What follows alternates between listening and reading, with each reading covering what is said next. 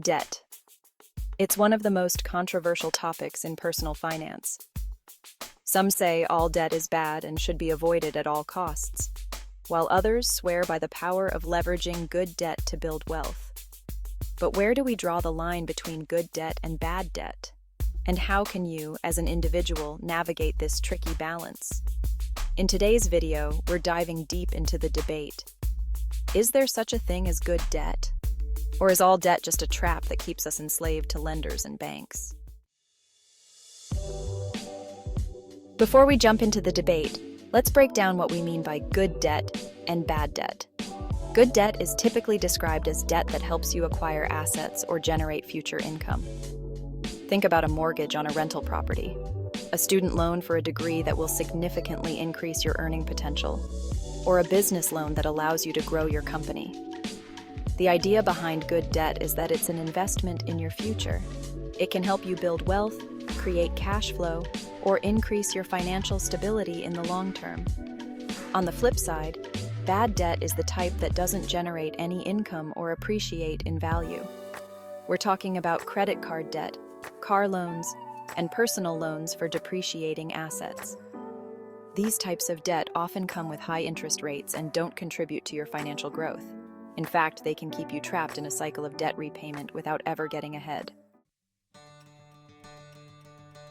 So, why would anyone take on debt if it comes with such risks? Well, this is where the case for good debt comes into play. Good debt allows you to leverage other people's money to grow your wealth.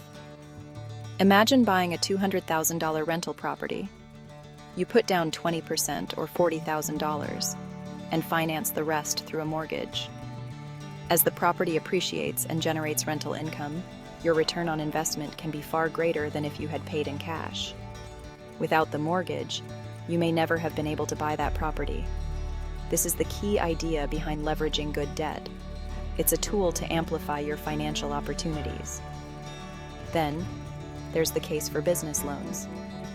Entrepreneurs often take on debt to fund expansion, buy equipment, or hire more employees.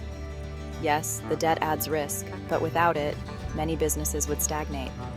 In fact, some of the largest, most successful companies in the world were built on strategic borrowing. But here's where things get tricky.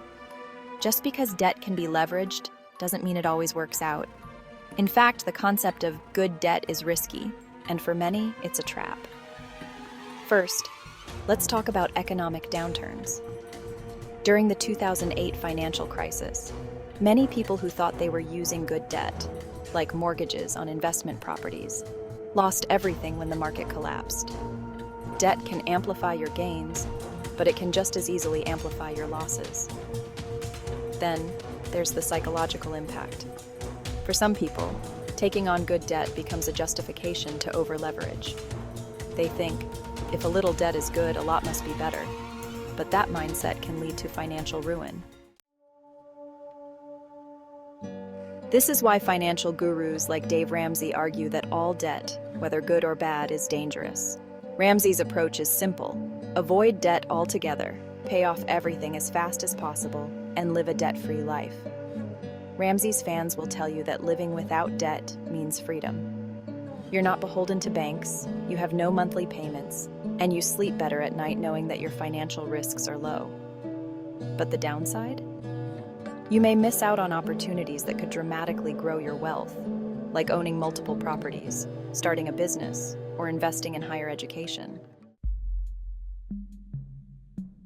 So where does that leave us? The reality is, there's no one-size-fits-all answer when it comes to debt. The key is strategic thinking. For some, using good debt can be a powerful way to grow wealth. For others, it might be better to focus on debt freedom and avoid the risk altogether. Here's my advice. If you're going to take on debt, make sure you have a solid plan. Whether it's a mortgage, student loan, or business loan, ask yourself, will this debt help me create wealth or income in the long run?